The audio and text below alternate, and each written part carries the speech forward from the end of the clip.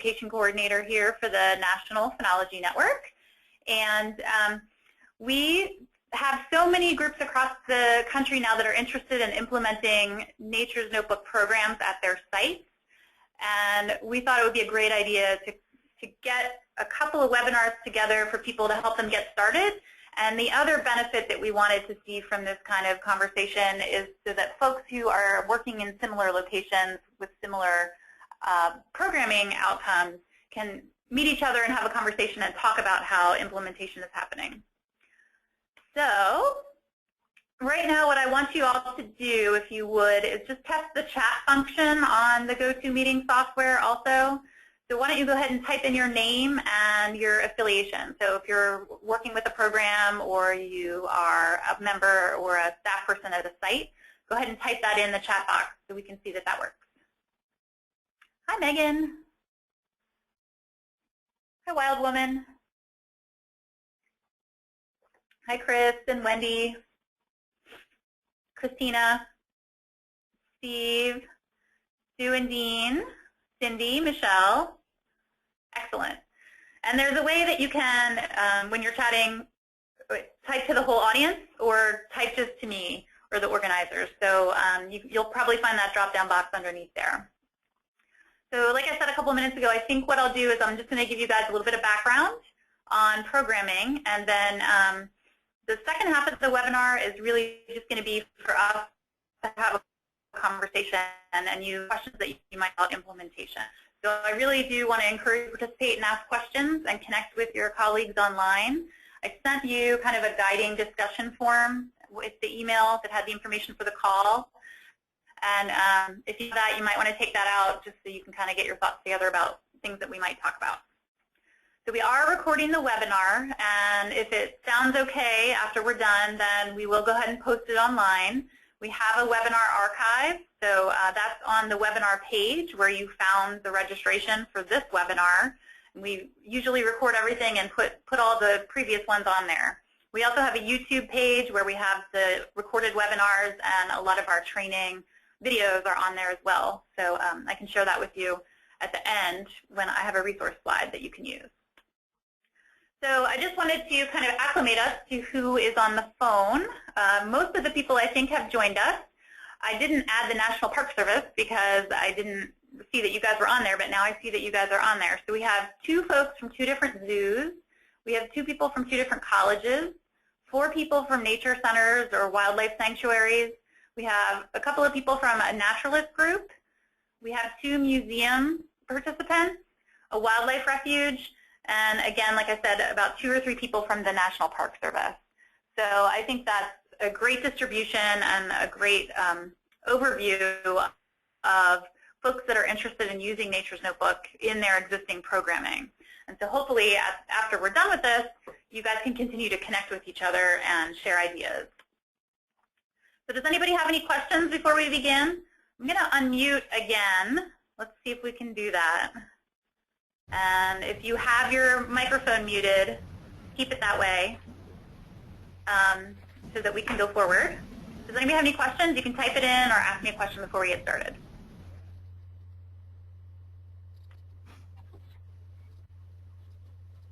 Awesome.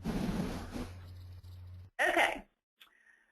So just to give you a quick overview of what we're going to talk about, I sent this out in the email, but just a review. What I am going to do is show you the Nature's Notebook website. It looks like we have varying degrees of folks who have signed up with Nature's Notebook or who haven't yet. So I'm just going to do a quick overview of that. And then I'll also talk about our shared sites functionality that we have within Nature's Notebook. And that's the way that a lot of people at sites like yours are implementing Nature's Notebook for people that are return visitors. Then we'll talk about engaging people, engaging observers at your location, about program planning. Again, I said some program planning. Then again, not everybody answered my survey, so I don't know how experienced you are with that. So I thought I would just kind of go through some of those things and we can share ideas with each other. Talk a little bit about collaboration with other organizations. And one of the big things that I'm definitely interested in is sustainability. So creating a program that's going to be sustainable whether or not you're going to be there for the long term or if you're passing it off to somebody else.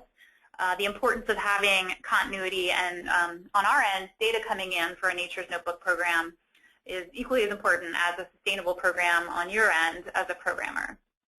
And as I said throughout, if you have questions, just feel free to ask me, type them in the chat. I'll see if I can catch that as we're going through. Okay. So let me exit out of the PowerPoint and go to our Nature's Notebook site, and I'm going to give you a quick tour. Let me clear out all of my notifications. So if you haven't found our website, we actually have two. We have our Nature's Notebook homepage that includes all of the background information about our network. It has information about phenology. We have information about becoming a partner with Nature's Notebook and the USA-NPN. I have a bunch of resources under the Educate tab where you can link to other groups that are using it. You can find information if you're using it in a non-formal or a formal setting. We've got curriculum materials on the website. We have a ton of information of how to host a workshop. So anything that you find on this tab is up for grabs. If you are interested in doing a training at your site, you can take all of my resources and make them useful to your audience and edit them and then share them back with us, because I always like to hear what people are doing out in the field. And then all of the workshops that I've done and some of my colleagues have done are archived on our website as well. So you can kind of go back through and see what we've shared with people and where we've been. The Get Data tab is the place where you'll find the ability to download all of our phenology data. And we have the way to do that in kind of its raw or summarized format in Excel. And we're also working on phenology visualization tools that should be ready in a couple of months, so we can share that with you. I know a couple people did have questions about that, and as an educator, I think it's really important if you're going to be working with a group of volunteers to not only get them to make observations for you and enter it into Nature's Notebook, which is valuable to you and it's valuable to us, but I think it's important to also share back the data that you are receiving from them. And so these are the tools that you can use to help people understand that. We have publications on our website, and that includes things that our staff have written, reports that we've written, as well as peer-reviewed journals and papers that have been submitted using the Nature's Notebook and the National Phenology Database data. And then we have a tab for news and events. So this is kind of the information portal that pulls everything together. All of the groups that are using phenology in some way can kind of connect with us here. Then we've got the Nature's Notebook homepage, which is where all of the action happens. So if you click on the link on the top there, you can always toggle back and forth between NPN and Nature's Notebook. And here's where you'll log in. So I'm actually logged in right now. I'm going to log out.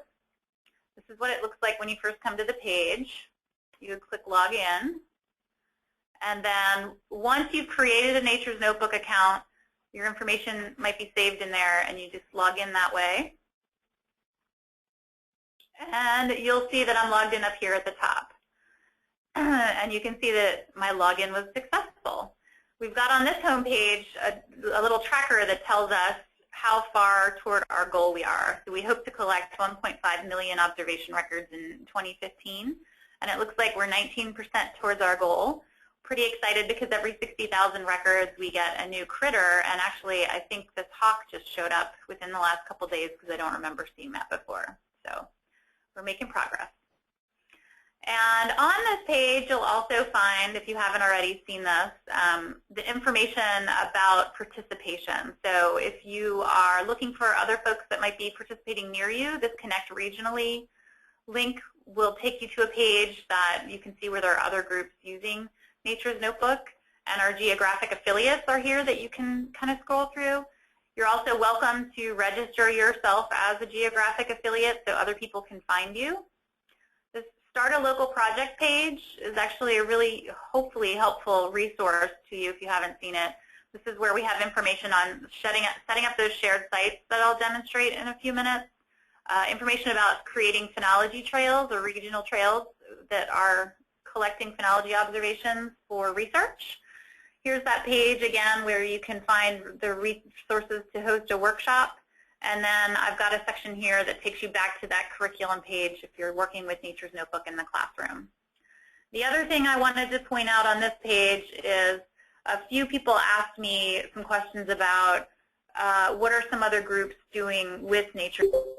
How can I get started? So this link we have here highlights other groups that are using Nature's Notebook and how they're doing it.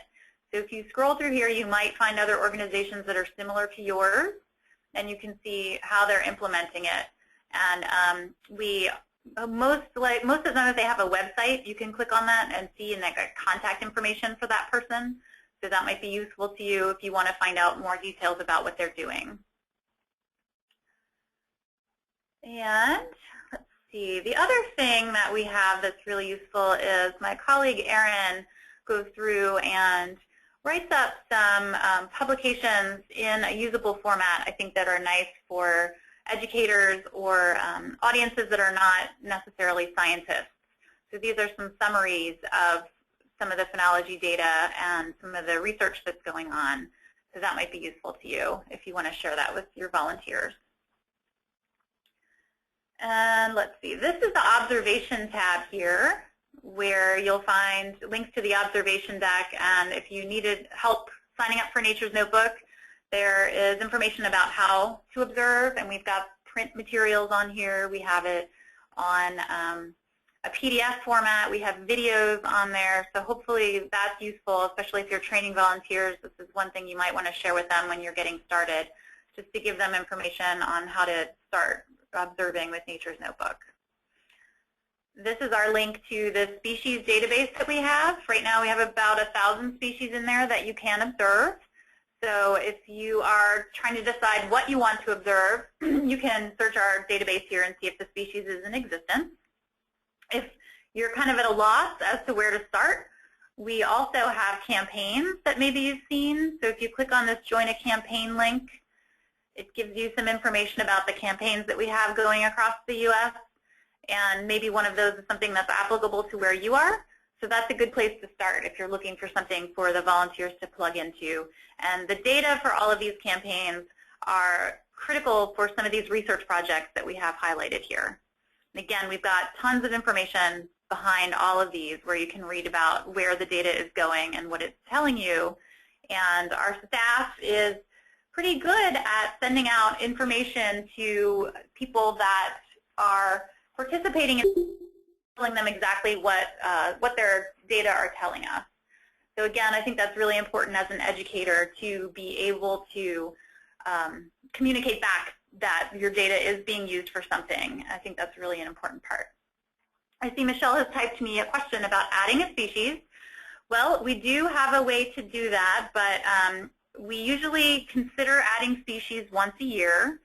And we have a request form that you can fill out that I can send to you if you're interested.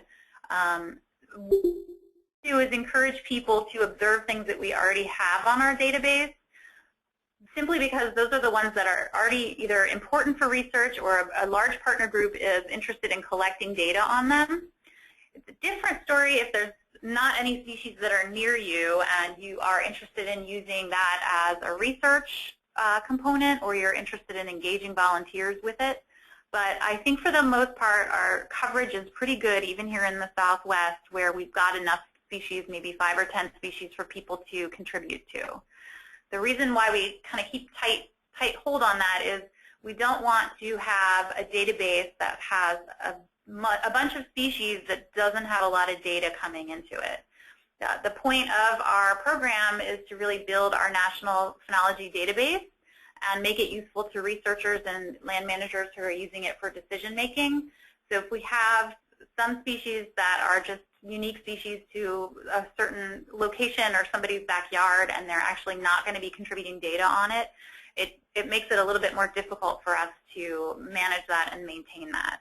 So first and foremost, the functionality of Nature's Notebook and the USA-NPN is to build a standardized data set for researchers and land managers and other folks who are interested in using our data for decision making. And then secondarily, we can use that as educators to educate the public about the research that's happening and also do some local research and really get people engaged in the scientific process.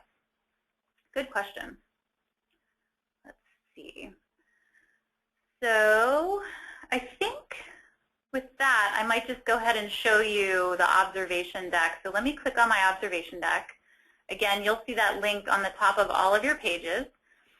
And when you open that up, we've just recently implemented this Phenology Calendar piece, which is really nice. You can add your favorite species or your sites to begin to make comparisons between 2 years. So right now we have 2014 and 2015 data. You can see on my observation deck here, this is actually for one of our wildlife refuges in Albuquerque. And these are the data that the volunteers have recorded on the sandhill cranes. And if you know anything about that migrating species, you know that they're usually here in the fall and in the spring, and then they migrate. And so it looks like they've just recently left. So you can see where everybody is reporting information on that, and that's how it's being captured and displayed in our calendar. And that's something that everybody sees when they log into Nature's Notebook. They can create it just for their backyard. And it's a great tool to make comparisons between the same species between years and also between sites. So that's something that is new. And let's see, below that, you can see this is where all the action happens. So the first and foremost important thing that I like to point out when I'm doing a tour is that this sites box is a place where you toggle between sites that you've created that are your personal sites. So that's where my site is on the list there. Those are my personal sites that I've made. And then these other sites are group sites that I belong to. So those are the shared sites that are out there where I can go and I can join and I can contribute data. And if we click on this Oracle State Park one, for example, you can see that this group for Oracle State Park has 2 or 3 sites, and they have species added to each of those sites. So if you can imagine a state park like this is, there are 3 locations within the park boundaries where they've created a site, and they've tagged plants and animals along those trails for people to observe. So folks would join this group when they join Nature's Notebook, and then they can report information on that. And you can see I'm not an admin of this site. I just belong to the site, and I have access to printing out the data sheets. I have access to viewing the species profile and the phenophase definition sheet, which I'll show you in a couple minutes. But this is how they've organized it there. So they have 3 sites where people can go and visit and take a walk and then report what they're seeing. And the folks at Oracle State Park are interested in using that information for research. It looks like Christina has a question about if you haven't reported any data yet, do you get an error message? I don't think so. I think, are you talking about the Phenology Calendar? I think it just shows up blank. But I can't be sure. So if that's happening to you, we might want to talk about that offline later. I can have one of our colleagues look at that to see what the problem is. So let's see. The other thing that I've set up for us is an LPL Network Group. LPL is Local Phenology Leaders. So if you are going to be training volunteers at your site, you can join this group and add a site to it for your training. Like our friends in New York at the New York Phenology Project did this just the other day. And this allows people to, in a training, practice capturing data in Nature's Notebook and entering it, and it all goes into this one location so that we don't have a number of different test sites and everybody's kind of contributing to the same location. So that's what this is for, and you're certainly welcome to use that. We just created that the other day, as I said, so I'll probably send out some more information about that in the near future. Let's see. I think what I want to do is show you another group here, this Arizona Project Wet group. And what I will do is I'll show you what the data sheets look like. So if you click on the group, you see the site here, you highlight the site, and then you highlight the plant and animal that you're interested in. For this particular location, it's another walk or a trail where we have in a series along a path, and they've got them numbered in order so that that's the order that people will see them as they're walking along. If I wanted to print a field data sheet, I click on Print Field Data Sheets, And there are a bunch of different ways that you can print it out.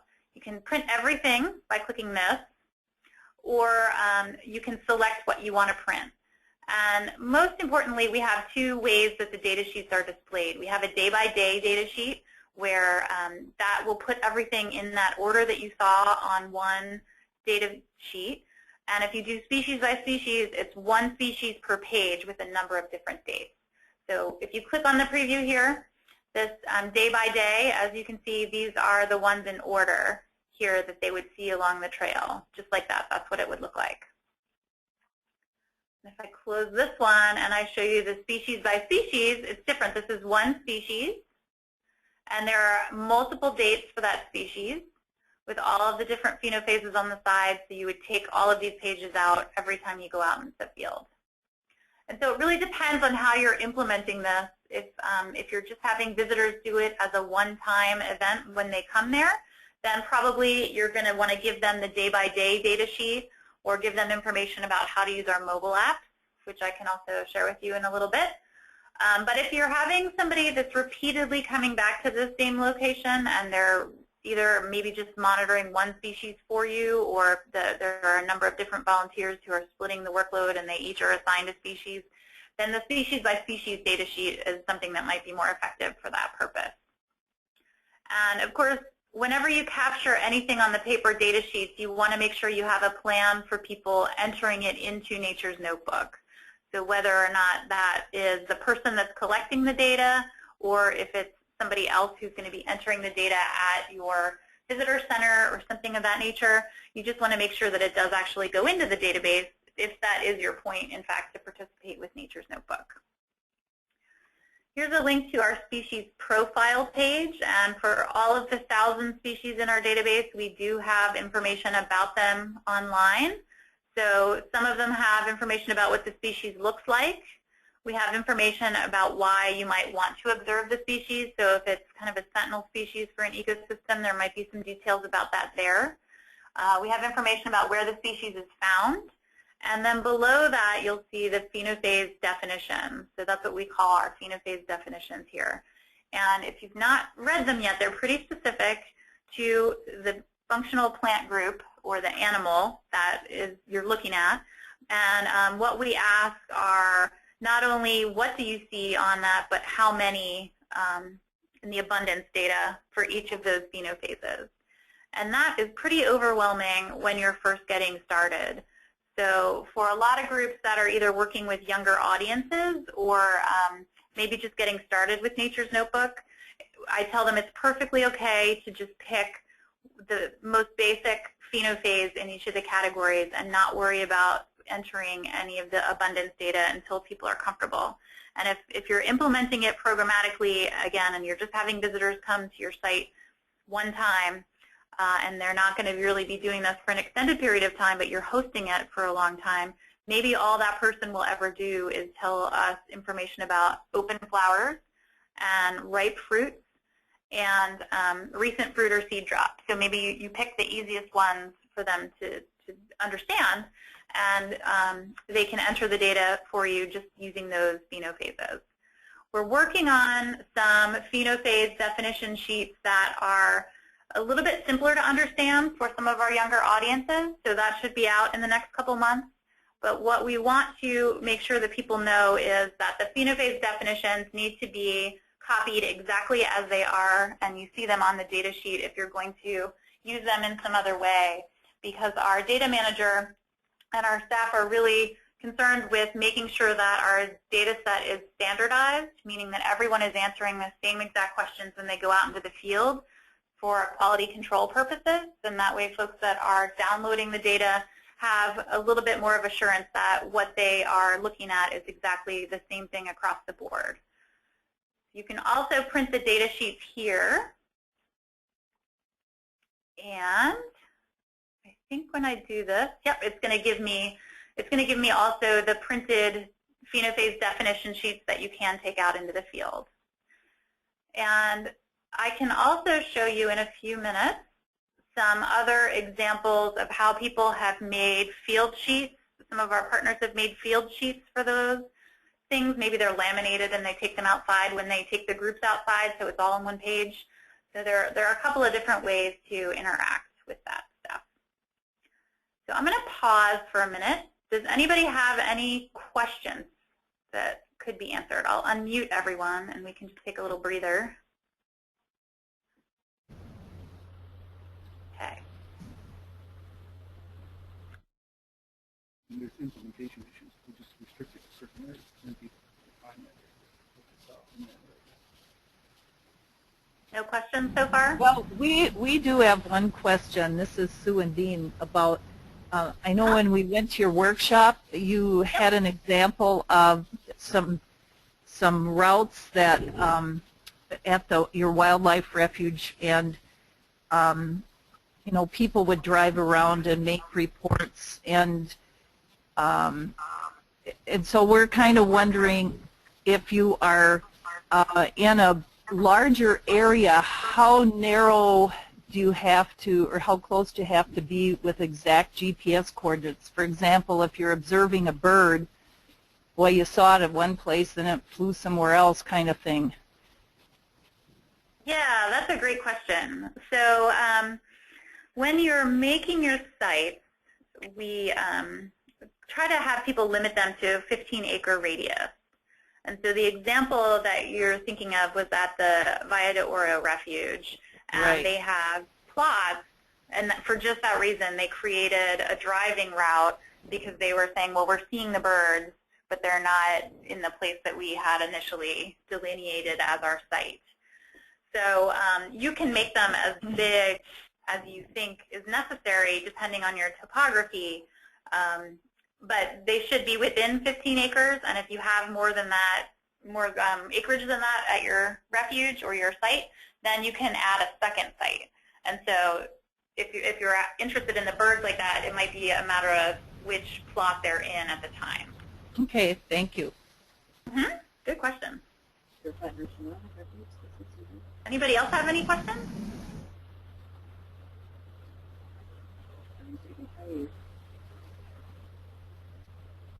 Okay.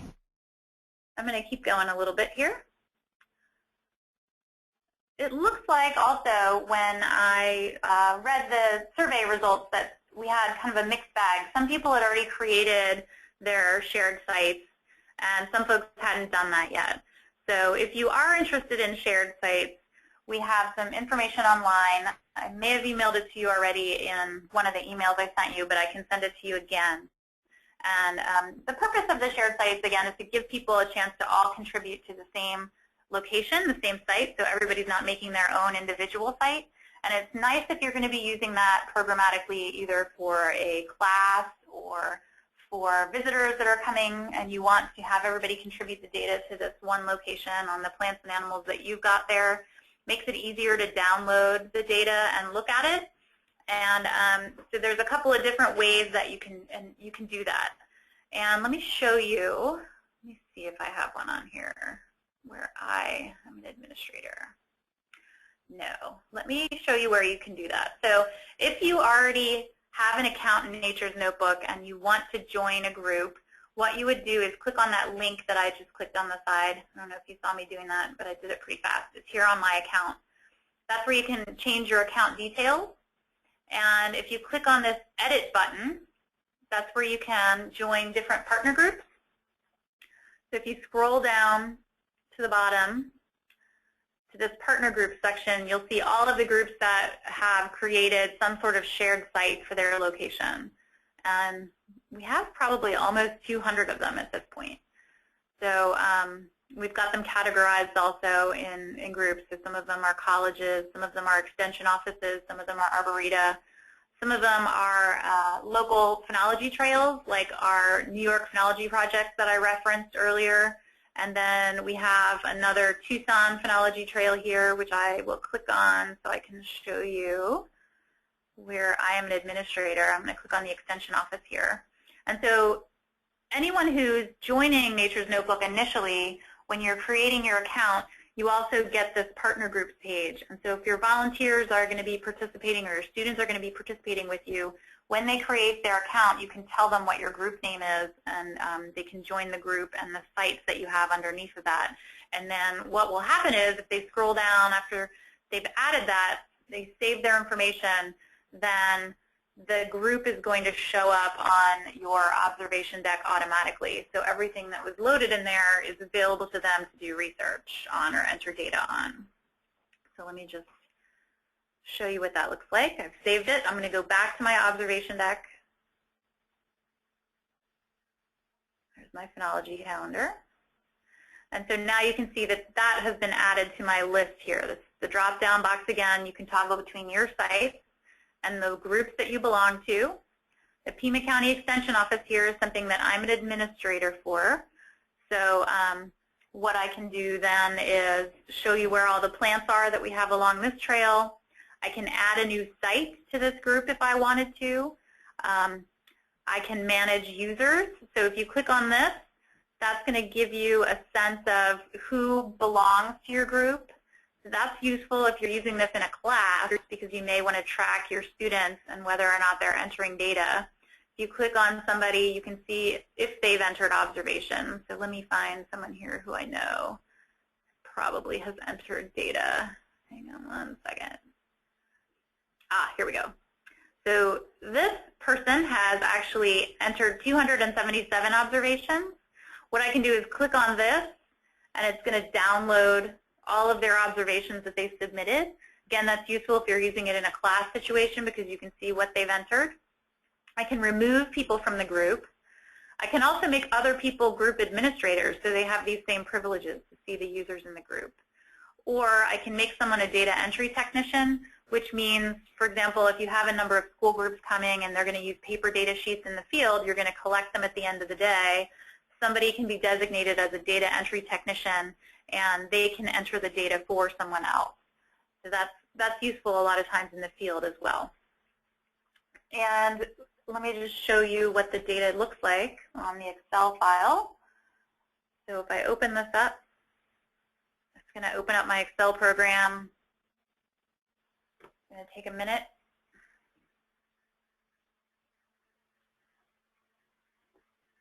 And then you can see the data in this raw format. And then, of course, if you're familiar with working with Excel, there are a lot of different things that you can do with it from there. But I think our visualization tools will be something that will make that a little bit easier. Again, those are not quite ready yet. They're going to be ready in the next couple of months. And we'll make a big announcement when they're ready and probably also have training materials available for those online. So does anybody have any questions about shared sites? Oh, I see Michelle has typed in a question. So let me answer that and then think about shared sites while I'm doing that. Her question is, I'm confused between the recommended 15-acre site and a shared site. Do shared sites need to exist in the same 15 acres? No. So a shared site would be a group. So for example, you're at the Phoenix Zoo, and you could say your group would be called the Phoenix Zoo. And then you might have a site at the Phoenix Zoo that is 15 acres or less. And your site, you could have more than one site at the zoo. So maybe you have, it doesn't have to be 15 acres, because it could also just be related to wherever you wanted to be doing your observations. So if you wanted to have something in, I don't know, the cat area and something in the monkey area, you could keep those separate. But the sites just shouldn't be bigger than 15 acres. And the reason for that is that we are making our data available to researchers that want to compare what they're seeing on the ground with satellite data. And most of the satellite data that is obtained is within a 15-acre plot. So they want to make those two things on the same scale. Let's see. Megan has a question that says, it's not a question, but it's a request. For National Park Service, please add National Capital Region. She can provide the names of those parks in that region, however is most convenient. Okay, so let's talk about how to get a site and a group established. So if you do not yet have a group, and Megan, this would be for you, you can email us at groups@USA-NPN.org. I'll type it in here.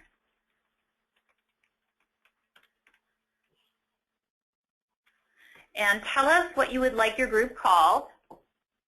And you have to have your account created in Nature's Notebook first, and then once you do that, tell us what your account name is or your email address, and then we can affiliate you with the group, make you an administrator, like I am on this site here, and then that's going to give you the privileges to be able to add new sites to your group.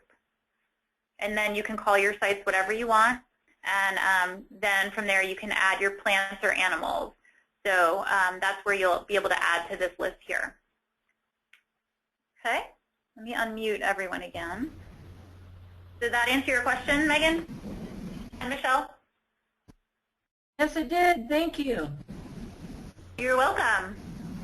So I actually do have another kind of addition to that question, and that is if you're doing the shared site, I mean, when you set up the species that you're tracking, is that list also going on to that shared site or just within what you've set up? Yep, that's a good question. It's going on to the shared site. So anybody, for example, that on the screen that I have the Pima County extension, anybody that joins that group will automatically see all of those plants and animals. So they're available to them to make observations. Good question. And then Wendy has typed in a question. She says, again, in reference to the 15-acre size, I should probably create some different location sites still at the university. Is there a way to correct or delete the few observations I've already added? So we do have a way to delete observations. Let me show you that really fast. And there's a way to delete sites. And the information doesn't get deleted from the database, but it'll be deleted from your observation deck. So, or if you already created a site that you now want to affiliate with a snake, you can also move that into your new group as well. So let me just go show you here on the enter observations from your observation deck there. This is where you would submit all of your observations. We ask a number of questions up here. This is information that is about the observation practice that's happening. So on the ground, how much time you're taking, which is useful to some groups that are interested in working with volunteers and knowing how much time they're spending observing and how much time they're spending looking for animals. And we have a section here that is a report on snow. Again, that has to do with satellite information. And we are thinking about adding a space where you can put a comment at the site level where for each day you'd be able to make some entries about what the weather is on that day or anything else about what's going on at that particular time. But when you're ready to enter your observations, here's where you would do that. This looks just like the data sheets that you have or also the mobile apps. It all looks the same. It gives you the phenophase definitions here, and then you would click your answers, yes or no. We do ask if people don't see something that they tell us no, they don't see it. That information is valuable to know exactly when a phenophase starts happening. So if you can imagine in the data set, we have a series of no's, and then all of a sudden we have a first yes for a phenophase. That gives us a little bit more information about when that phenophase started, and we know that somebody had been watching that through time, rather than just all of a sudden they went out on a Thursday and there happens to be leaves on the tree. So we have that capability in there. And we also have the ability to say, I don't know. So as an educator, I'm always comfortable with saying, I don't know. So people should be okay with that too. Until they're really familiar with what they're looking at on that individual, they can say, they're not sure. And then here's where you would delete your observations. So if you've entered observations for a species that you're not going to be observing anymore, or you just did it incorrectly, you could say delete, and it will delete everything for that particular day. And it'll ask you, are you sure you want to delete this set of observations? I'll say yes, and then that deletes that information. Okay? Did that answer the question? Everyone's unmuted again.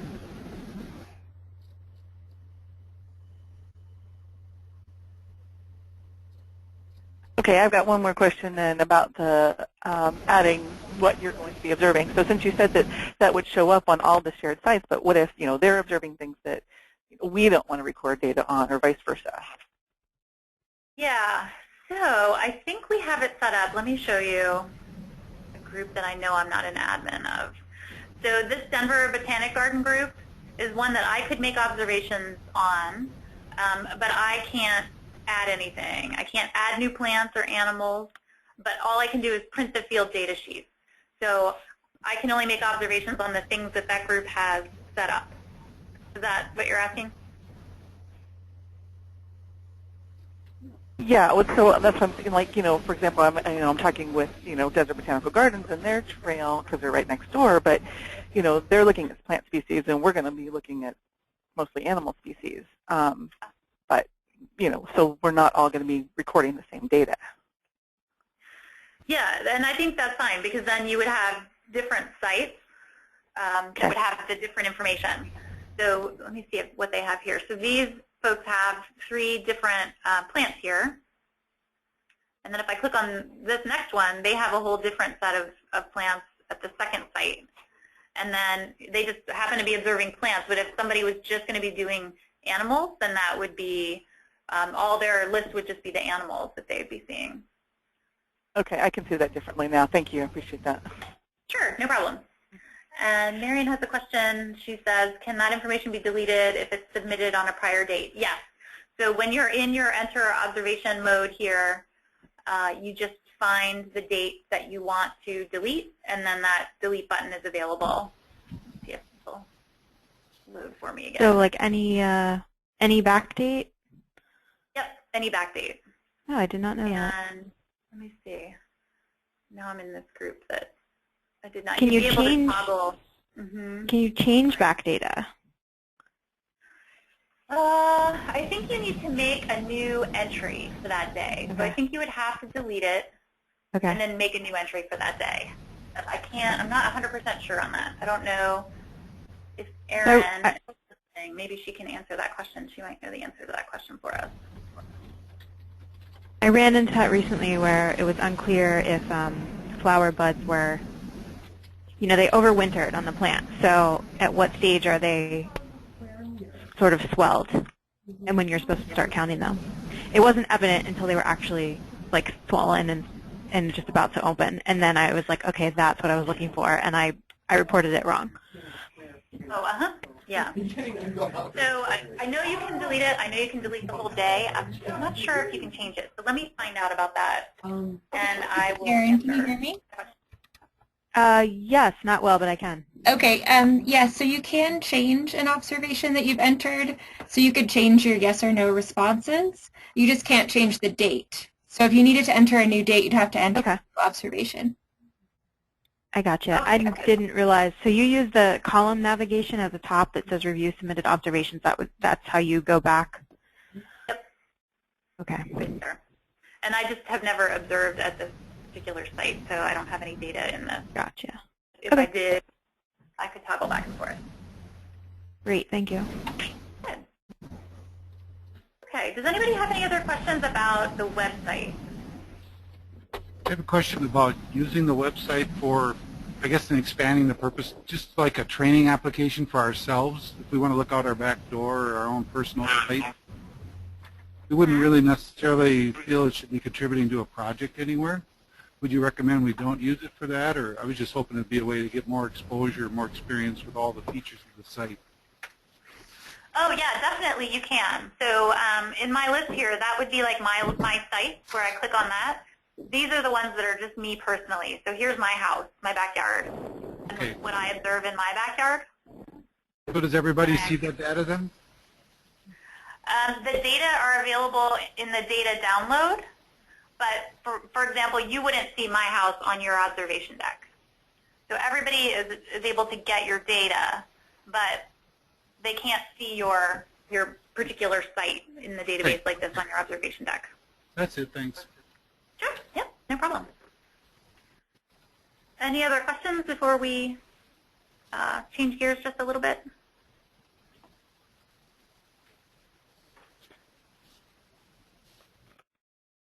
Okay, I feel like this is technology working pretty well.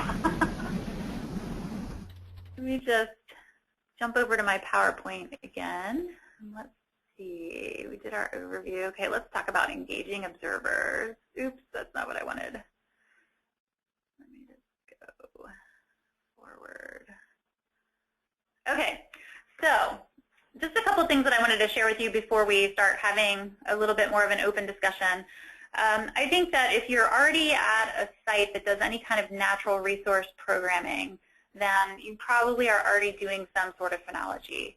And so it's just a matter of thinking about what you're already doing at your site and how that relates to phenology, and then how that can plug into doing something like Nature's Notebook, so that folks are getting the experience of contributing to a citizen science program, and the data are being returned to them, as I said in the beginning.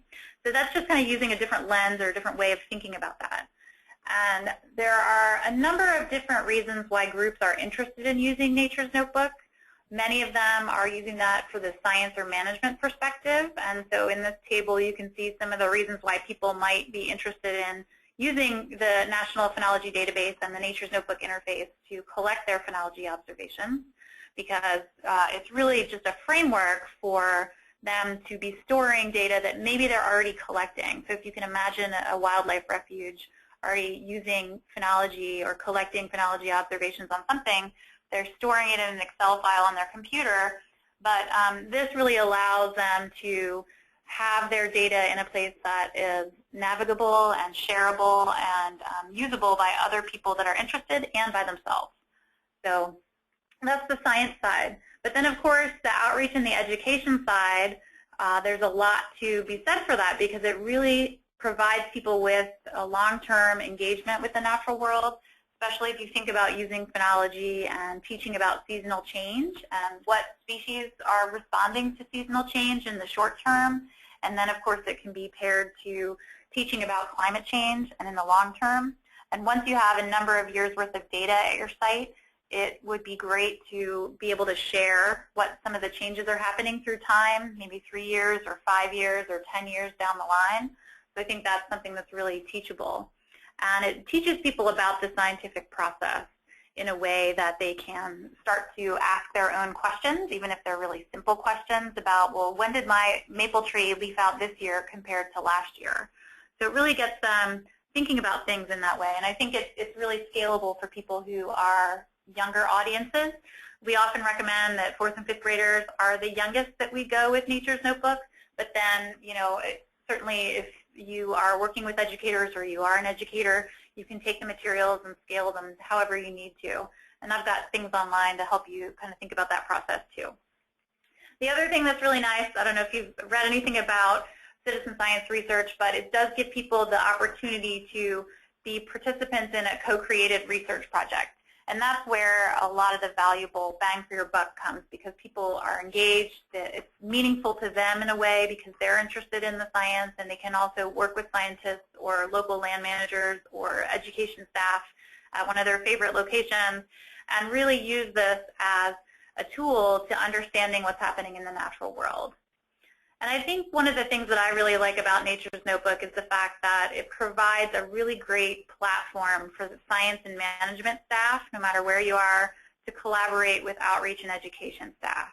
So if you think about a park or a refuge or someplace, a botanic garden, where they have a lot of scientific research happening, but maybe they want to expand the data collection that's happening, plug that into some of the outreach and education programs that are happening at the site, and really getting those two groups to work together can really have an effect on creating a robust data set for the site that's very usable.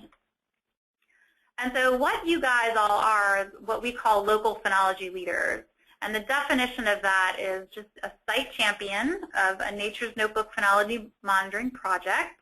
So if you have a Nature's Notebook project at your site, then you can be a local phenology leader.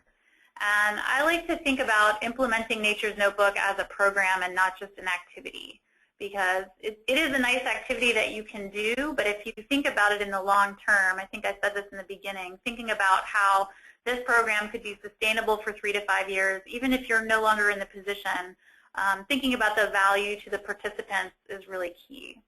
And then that really opens up options for collaborating with other regional people in your location at different organizations that maybe have the same kind of mission as you do, or maybe there's a science question or a management question that could be answered. I know a lot of local nonprofits are interested in ecosystems and how they're changing and climate change. So really collaborating with some of your colleagues in your region can make this a really strong experience for volunteers, because they can make observations at your site and then also have that same experience at another site in another place in your community.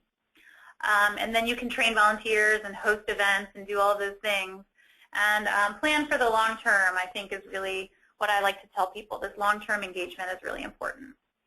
So that's to say that there's really not a right way to implement Nature's Notebook. I mean, we have protocols and procedures in place because we do want to maintain quality, data quality, and all of those things. But every site has a different story. Every site has a different reason for wanting to do Nature's Notebook, whether it's for education and outreach or if it's for science and management. And so as long as you're implementing it in the way that we have made it available, then you are totally fine. So what we provide is a robust citizen science program or platform.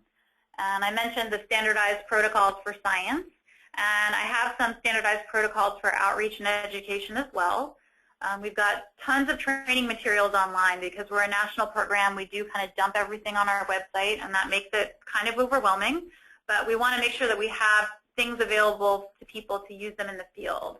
I often go out and do a lot of workshops and lectures and things, and I always post everything because that's my way of testing the curricula and giving you guys information that I know works or doesn't work, and making it available to other people, I think, is really important.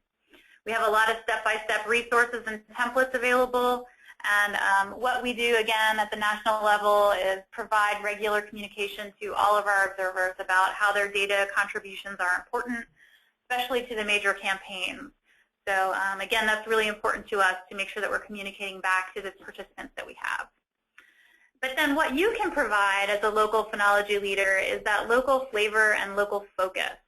I think it's really great to have local phenology leaders who can kind of be cheerleaders for science and cheerleaders for phenology and cheerleaders for climate change studies, because you know your audience. You have people that you work with, you live in a community, and if you are excited about this program and collecting observations for Nature's Notebook, then you're going to generate excitement around that as well. The people that come to your place, you know, one time, if they're one-time visitors or if they're multiple-time visitors, you can really create excitement about that. And if it's meaningful to you and your site and your program, then it's going to be a lot more meaningful to people to participate in.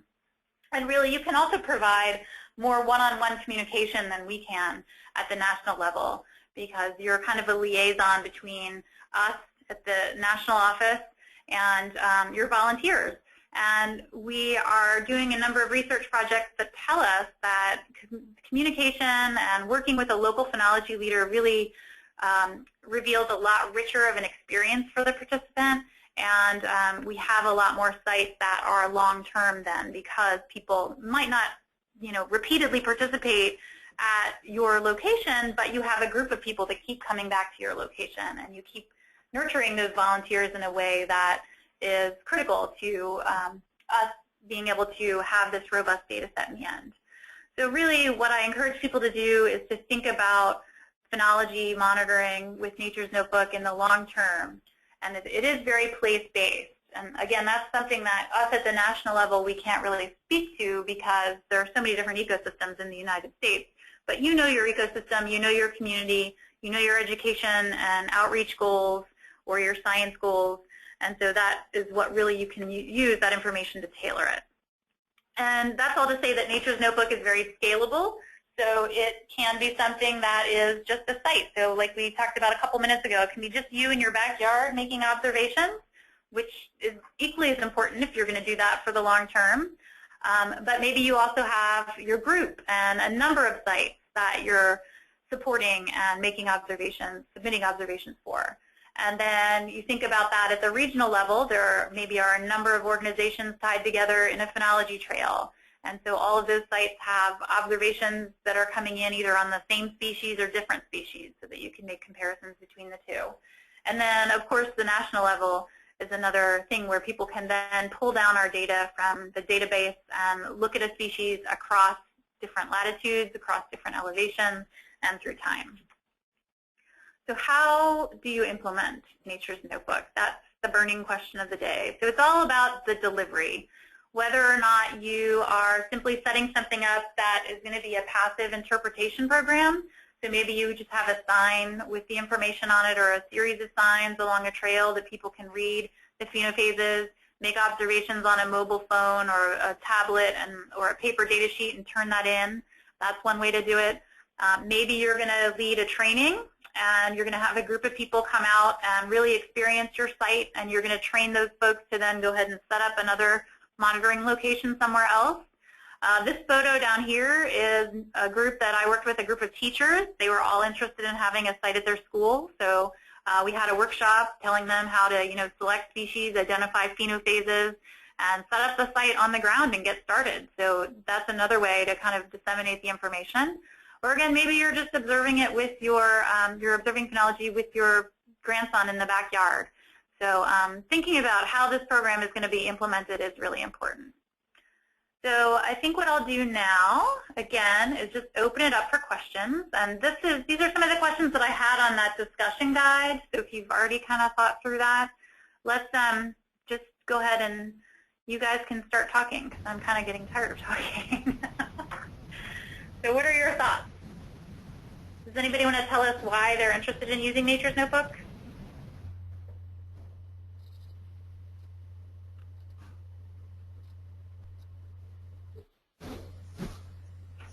Well, I'll speak up. Not sure when we'll actually get it implemented, but I think it is, everything's all set up for us. There are all these resources. It's free, and it's an easy way to get the general public involved and actually do something that can contribute data that can be part of something bigger. Yeah, I think that's great. And those are very good points. Everything is free. I've set up a number of sites here in Tucson using absolutely no funding. And I've partnered with a number of groups like a botanical garden, Audubon, Preserve, research station, a campus, the extension office. Initially, we just went out with forestry flagging tape and selected some species and started making observations on them. So there's really very little startup cost involved. I think sometimes the hardest thing is just teaching people about Nature's Notebook and teaching them why they might even want to observe. So good. Anything else? I do have a question. Go ahead. Go ahead.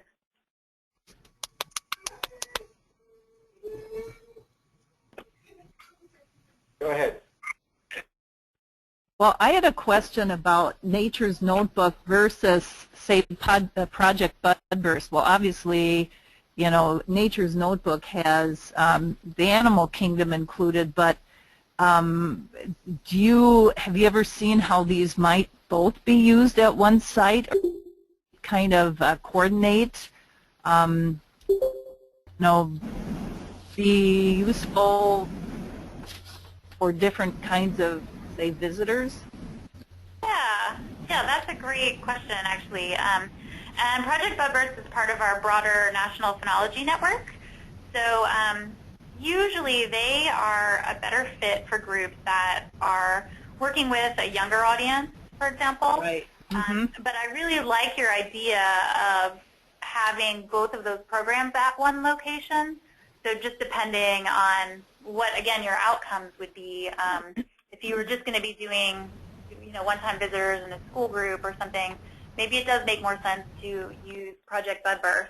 But if you also wanted to give people a more in-depth science experience, then definitely Nature's Notebook would be the way to go. Your comment about the animals, we do have a capability of capturing plant and animal information, and that's nice locally, because then you can also start to make interspecies comparisons between the two, like demonstrating when the hummingbirds are visiting a certain flower or something like that. So yeah, that's really just up to what you are interested in achieving at your site. And in a couple minutes, we'll talk about that kind of thing. So good. Thank you.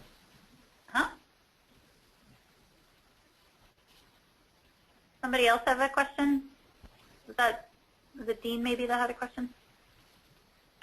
I was just going to add how we were going to think about using this website is here in Alaska, many of our students or schools are not connected to other ecosystems. So this would be a great way for them to input their data, but then they can look at species from around the U.S. and how different ecosystems have different plants and animals. Yeah. Yeah, that's a great thing to do. Even making comparisons between the schools would be interesting, especially if they are, slightly different elevation or slightly different latitude. That's a great teaching tool to use the data on the other side. So they're not just out there making the observations, but they're kind of doing a little bit of interpretation as well. Yes, and I love your badges or your awards that they get for inputting data and the different levels. That was pretty exciting. Yeah, great. Good. That's good feedback. One other thing that I could mention about the schools, too, is we have a number of schools, some of them here in Tucson that I've done personally, so I know how it works, that either go to a specific location for a field trip, and at that field trip location we have a Nature's Notebook trail set up so that when the kids come there they can make observations there, and then they also might make observations at their school. So they're getting that experience again in two different places, maybe with two different types of species. We have some of those classes are lucky enough to have mobile phones or iPods or something like that. So the kids are able to capture the data using data sheets and the mobile app, so they get both of those experiences.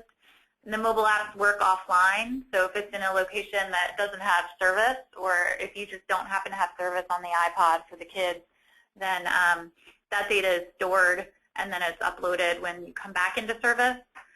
There are a couple of things that I just actually last week was trying to work through with kids sharing the phones because the data is already on there. So I'm going to put together a tip sheet on how to make that a little bit more efficient. But I think that's a great way to get kids involved. And the kids that I was working with were high school kids, but I've done it with 5th graders also. So good. Anybody else want to share what they're thinking about doing?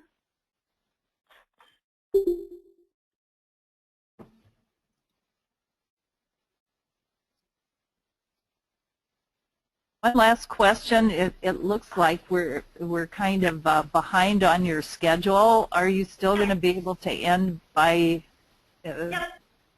on time? Yeah, okay. We are. I have another No call that's going to come in. Yeah, that's fine. And actually, the rest of this is just open discussion. So the next thing I wanted to talk about was planning your program. So thinking about what you want to do, and then using some of those questions that I had sent to you. It sounds like some of you folks had already done that. Maybe you already do that for your job, where you have to think about, okay, I want to do this new program, and how does it fit into the bigger picture of what I'm trying to achieve. So thinking about what some of your goals are for using Nature's Notebook. Maybe it's something as simple as, we want to get kids outside, or we want to teach people about the phenophases on the maple tree. But thinking about that before you get started, I think is really important, because that gives you an idea of where you're headed, and also kind of gives you a roadmap to getting from point A to point B. And it's also great if you've done any kind of program planning workshops or anything like that. It's great to begin with the end in mind, and just know that when you come up with an idea, everything's always changeable. I mean, if you're an educator and you teach stuff, then you know that every time you teach a certain topic, you're probably going to do it a little bit differently the next time, just based on feedback and experience. So this slide that I have up here is an example of something from one of our wildlife refuges in Minnesota. We did a workshop where they thought about what were some of the reasons why they wanted to use Nature's Notebook. One of their goals, they thought, was to increase public involvement in observing nature and recording observations. So they were doing that in a variety of different ways, but it wasn't being captured anywhere. And so they thought that using something like Nature's Notebook would make it a little bit more valid, and also then they would be able to easily be able to share the data back with people instead of just having a notebook on a table where people are making observations on what they see. So then they came up with a couple of objectives, which include collecting an average of 5 targeted animal or plant observations per week on the Visitor Center Phenology Calendar. So they had a calendar in their lobby that they wanted to make sure that those were in. And then they were going to have a group of staff or interns take the observations and then enter them into Nature's Notebook on a monthly basis. So then, again, that way they're not just having the observations on a paper calendar that just gets erased every month, but then it's also being contributed to a broader research program. So what are some of the things that you need to get started? That's a question that we also get a lot. So does anybody have any thoughts on something that you don't need or you don't understand? I've got a question about it would be real tempting to go through the list of species and pick out every single thing that might be at your site, but does it make sense to start small with things that are easy to identify or easy to things you'll be likely to see and that visitors can see easily from a trail or a road? Yeah, that's a great question, and the answer to that is yes. So it makes a lot of sense to start really small. And often what I recommend is to have folks pick some of the more familiar native species maybe, or not even just native species, but regularly occurring species in their area that people might be familiar with, but they might not know a lot about. Maybe they don't know what the name of the tree is, but they see it.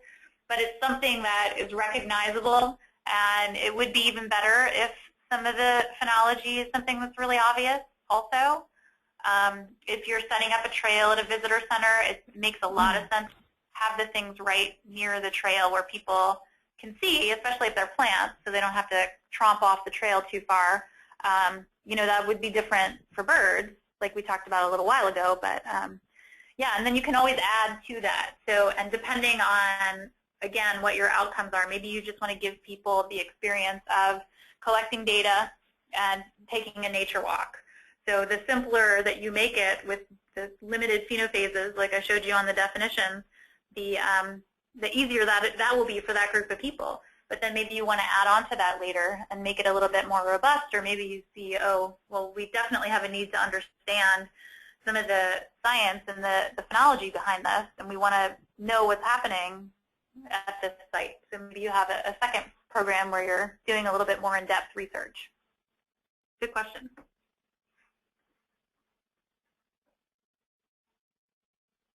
Anything else?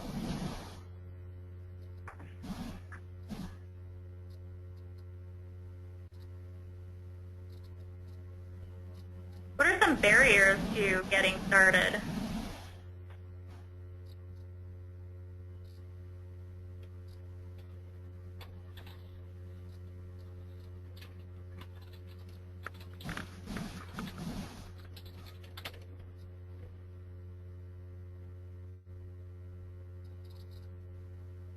No barriers? It's so easy. I think just getting organized and getting familiar enough with everything, software works and everything yourself, and getting your site set up, just all the logistics, you know, how you're going to announce the program and, you know, maybe promote it or not, or, you know, do you have somebody there to explain to people and hand out the data sheets? I mean, like, probably will need volunteers. So I think just getting it organized is probably a big thing. Yeah, I think you're right. Just thinking about that in the beginning and organizing it and thinking about how you're actually going to make that work. You know, if you're using volunteers, one thing that a lot of our groups are finding is you really need to have somebody who is able to commit at least a small amount of time to organizing those volunteers and creating a regular schedule. We like to recommend that people have observations made during the growing season at least once a week. So if you're working with a group of volunteers, it's nice because if you create a schedule for them, then not every single person has to go out every week. They can kind of share the workload so that maybe they're only going out then once a month or once every 6 weeks. But just thinking about how all of that's going to work. And again, that's where it's going to be different for every site because, you know, everybody does things differently. Everybody has different resources. Everybody has different needs and staff and everything like that. So just thinking about how you might implement it. And we have a lot of different examples, and we have a lot of templates online, but probably you guys will come up with even better ideas just from doing it. Carol says, for me, one of the barriers has been learning to use the data analysis aspects of Nature's Notebook site. I work with college students, and we are using the project as a way of teaching scientific research approaches. Good. That's a great point. So I think you'll be excited to see our visualization tools that are coming out in the next couple of months. I wish I could show them to you now. I haven't even seen them myself, but they're going to be much improved from what we had, and that's going to really make it a lot easier to have folks work with the data on the other side. We have a lot of resources online right now about how to do some basic data analyses using Excel. So again, if that is one of your outcomes for the class you're teaching, then that might be something that you would rather do rather than using the visualization tools. But if that's not part of something that you have in your curriculum, then just using the visualization tools will make it a lot easier. And then she says, another challenge is in keeping observations going during semesters when relevant courses aren't being taught. Yep, also between semesters. That's another great point. We have the same problem with the campus site that we have set up here at the University of Arizona. There are a couple of faculty that do use it pretty regularly, but they maybe only teach the class in the springtime. So we have a long time during the year where there's not necessarily data coming in on those plants and animals. And here in the Southwest, many of them are triggered, the phenophases are triggered by moisture content in the air, so we might be missing some of the phenophases. So if you are able to kind of partner with another faculty person that might be interested who teaches a fall class instead of a spring class, or finding a group of naturalist volunteers in the area that might be willing to adopt that, that might be interesting, because then if you're using the data in your class, then it will be more complete and more information available for the year. So just thinking about ways that you can collaborate with other people, I think, is important. Michelle says, how successful can this be with irregular programming opportunities? For example, we don't have school programs in the summer, so no data would be collected. What about if this particular program does not get scheduled for several weeks or months? I think that's perfectly fine. Just because you don't have data coming in doesn't mean that it's not valuable. So any data that anybody contributes to Nature's Notebook, from our perspective and the researcher's perspective, is valuable. So if it just doesn't fit into your schedule and you're only able to do it once a year, which is kind of the example that Carol was asking about, that's perfectly fine. But then again, maybe thinking of a way that, Michelle, I know you're at the zoo, so maybe you do it with your school programs, but also you set up some sort of passive interpretation that maybe some volunteers might be interested in doing. Or maybe the docents might be interested in collecting data while they're out there doing some of their other tours. So thinking about some of the other ways that you could make it a little bit more long-term, it would be really helpful. Let's see. Chris says, one barrier we have is the lack of knowledge a lot of our volunteers have about the species we're observing when they start. We have needed to provide very detailed training materials and help the volunteers feel comfortable collecting the data without a staff person coming along with them. They become otherwise overwhelmed and intimidated. Yes, that is another thing that often happens. So that would be something that maybe we would recommend having them just do some of the basic phenophases. And what I can show you, let me just click over here really quickly, is a phenophase photo guide that some of our groups are using. We've adopted it from our California Phenology Project partners. They made a phenophase photo guide for just that reason. They chose to have all of the different phenophases of the particular species that they're observing on there, but you don't have to do that. You can do as few as you think are possible, but I think what's really helpful is to have a picture not only of the individual species so that it's identifiable, but also having a picture of the phenophase that is on there. So this is under our curriculum page. You could do a search for it, download this, and this is editable. My wonderful colleague Erin made this for our Fish and Wildlife, one of our Fish and Wildlife partners. And so while this opens, so we have everything here on one page. So we've got the name, the scientific name, and then also the common name. We have a little bit of a description here.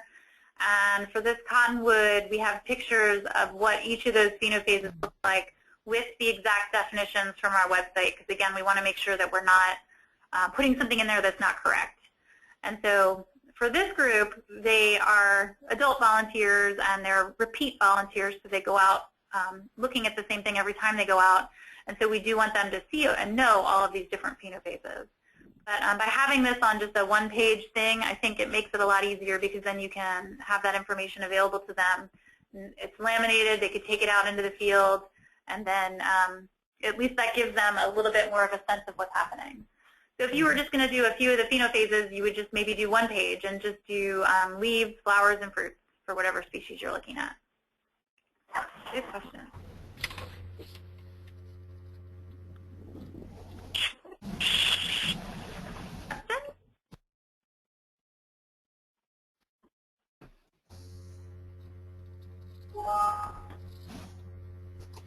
Okay, Becca has a question. It says, I'm part of a local naturalist group.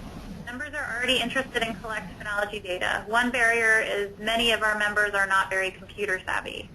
Yeah, that's another thing. If they're not computer savvy, but they do have a smartphone, maybe it'll be easier for them to use the mobile app. Because I know a lot of the older volunteers that I work with, the Master Gardeners and Master Naturalists, many of them are actually starting to have smartphones, so they are able to use that in the field pretty easily. Another option would be to just have them collect data on the paper data sheet, and then I showed you that data entry technician option, so you could enter the data for them at the site, or have somebody else enter the data for them so that they're not the ones entering the data. And thinking about it in that way is another thing that's really important. Good question. Let's see, Michelle has another question. She says she can't unmute herself. She was wondering if there are examples of student ages that have been most successful with this type of program. Let me see. I would say student ages that are most successful are probably in the 5th to 8th grade range. I have a lot of groups that I work with in that age range, and that seems to be the perfect group of kids to work with. They are interested. Maybe they're using the mobile apps. They're pretty savvy about that. I have some resources for them to research species, so that's available to them. And I think it just works really well with a lot of the things that they're learning in the middle school classroom. So I'm not sure if that answers your question, but if not, feel free to ask me a follow-up question. You're welcome. Let's see. Carol says, I'm wondering how people mark the particular plants that are being observed, so you know the observations for different plants can be compared. So there are a couple of different ways to mark your plants. I mentioned the flagging tape, because you do always want to return back to the same individual that you're making an observation on. Even if you have like 10 of them, then you'll be returning to each of those 10 species every time you go out.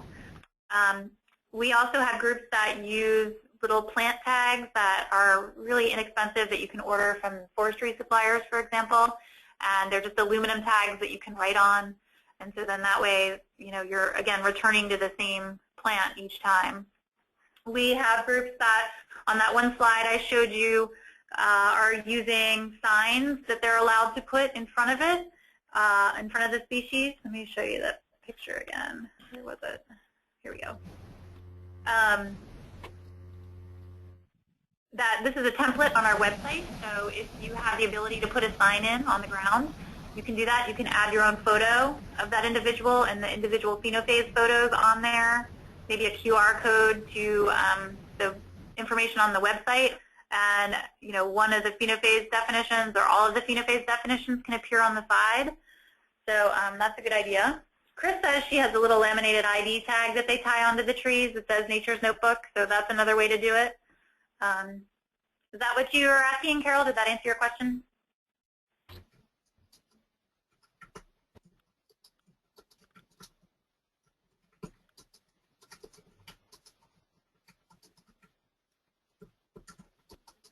anybody else have any other questions? Getting down to about 5 minutes left, so I think I mostly covered in one way or another. I wanted to cover. Michelle says, is there any way to compensate for observer error rates besides hoping that outliers are just overshadowed by other observers, especially when doing passive interpretation? So that's a good question, and we are thinking of ways that we can work with that. We've, as a organization, talked about making something that's a little bit simpler for passive interpretation options. I'm not quite sure where we are with that, just because we don't have the resources at this time to make that happen. What we do have, like I showed you the group that we made for training for the local phenology leaders, where you could make a site on there. We could probably do something similar for groups that are doing passive interpretation, so that all of that data would be in one place. But in general, we also offer our data to people that are researchers in two formats, where they can download the raw data and the summarized data. And to some extent, we kind of, quote unquote, clean it up a little bit so that they're not getting some of those outliers. But other than that, what you said, Michelle, is exactly right. Hoping that the outliers are just overshadowed by the correct information is how we use that right now. And we do have some information on our website that has the quality control information, so I can send you that link if you'd like. Let's see. Carol says she was looking at a site called PlantsMap that has tags with QR codes. Yes, actually, PlantsMap folks are making signs that have Nature's Notebook information and the QR codes on them. So I'm not quite sure when they'll be available to be ordered. Maybe they are now. If Teresa's listening, maybe she can answer that question for us, because she's the one that was working with the fellow that was doing that. But that is another option, to have a little sign that has that in front of the tag with the QR code on it. We also have a Pinterest page, if anybody's a Pinterest person, where we have examples of different signs that people have used in front of their plants.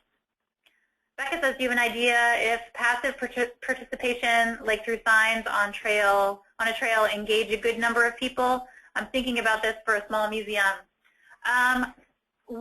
I think, just anecdotally from my experience, that unless it's part of a visitor center or a program like you're describing a museum, I think that would have a lot better return on participation than something that is unstaffed.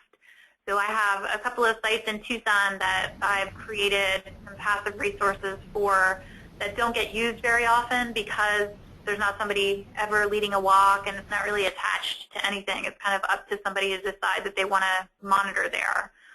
But if it's part of a museum, and maybe you have information, like we have a biosphere here, where at the visitor services desk, they don't necessarily lead a tour, but they have signs with information, so they can hand out the information at the desk, and then people can take their own personal tour around, collect data on the data sheet or on their phone, and then bring it back. I think those groups have better return because it's staffed a little bit. So I'm not sure if that answers your question, but that would be interesting to do a little bit of research on and see. Looks like we're almost at 12:30, or we are at 12:30. So I'm willing to hang out and answer more questions if you guys like, or we can be finished. So it's entirely up to you. I think I covered what I wanted to share with you, and I opened up the floor a little bit for people to talk, so hopefully that was available for you guys to answer questions, talk to each other. If you guys are willing, I can send an email and say, can we share each other's contact information? Yeah. I'll be there in a couple of minutes. Somebody have a question? Sorry.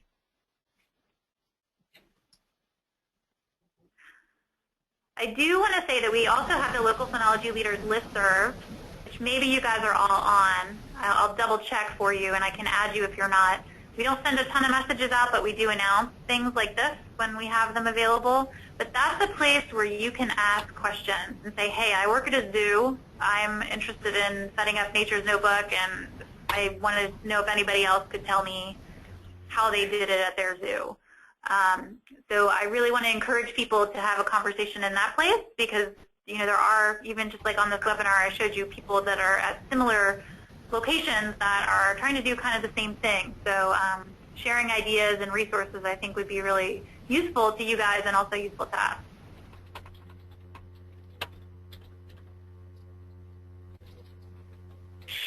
Anybody else have any questions?